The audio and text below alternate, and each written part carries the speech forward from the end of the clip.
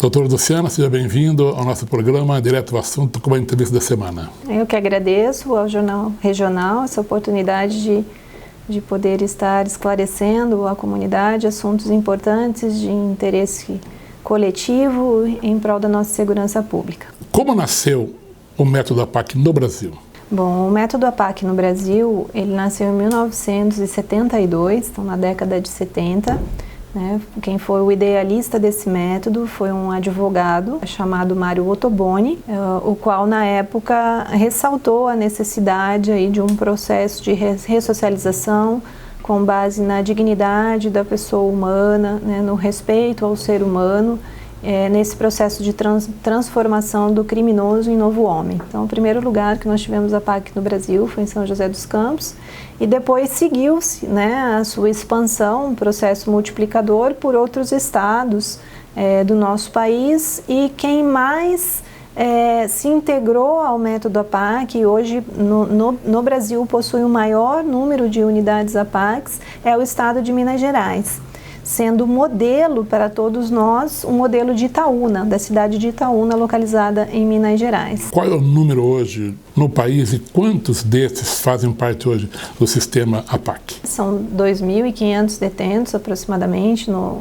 inclusos no método APAC. Então é um número, como a gente pode ver, ainda bastante reduzido perto da nossa população atual carcerária, que é um número muito superior.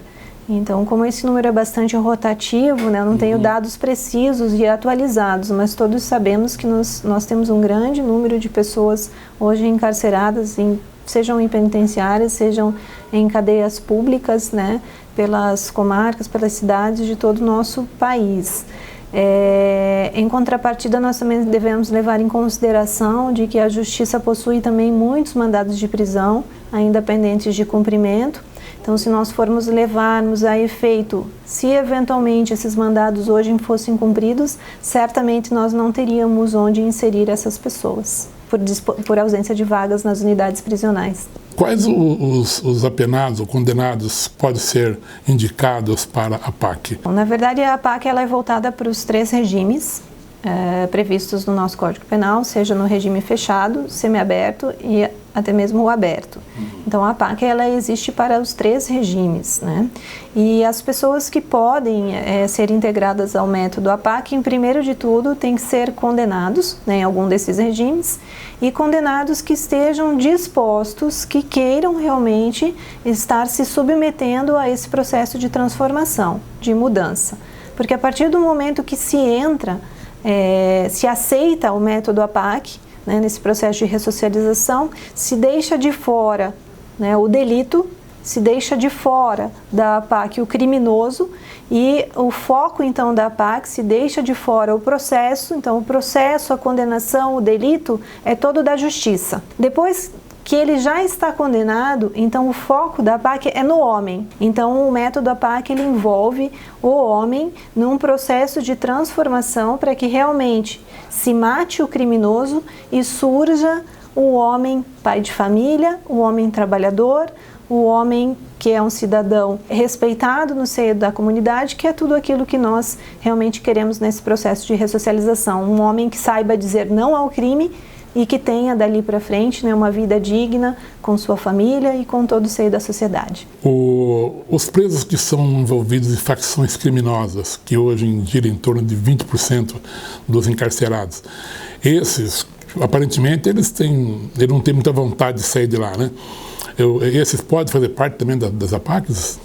Veja bem, tudo vai depender desse processo de seleção e, sobretudo, do comportamento desse próprio condenado dentro da unidade prisional convencional. Mas é claro que aquele preso, condenado, que não tiver o perfil, não houver o mínimo interesse em aceitação do método APAC, ou que haja alguma percepção indicativa de intuito de fuga ou de outras questões, eu não digo que isso não possa vir a acontecer na APAC, pode vir a acontecer, como acontece no sistema convencional, me refiro a fugas, Ele tem que se submeter às regras do método APAC. A metodologia ela traz uma disciplina muito rígida Então, em todos os sentidos do processo de formação do novo homem. Então, o que acontece? Se ele não se submete a essas disciplinas rígidas, seja ele de qual crime for. Então, na APAC, ninguém sabe qual é o seu delito, ninguém sabe qual é a sua pena.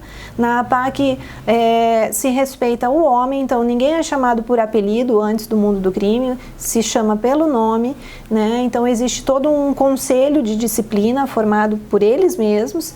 Então, quem se desvia das regras, né, infringe alguma dessas regras, pode vir a ter a sua expulsão da unidade APAC. E daí, provavelmente, se houver uma regressão no seu regime ou algo a nível processual nesse sentido, ele retorna ao sistema convencional. Mas vai depender, como eu disse, todo desse processo seletivo anterior. E nós pretendemos também trabalhar com uma triagem, né, além da triagem processual, mas também a triagem com o auxílio de psicólogos e assistentes sociais para nos auxiliarmos nesse processo seletivo de análise do perfil do preso condenado que pode ser inserido no sistema APAC.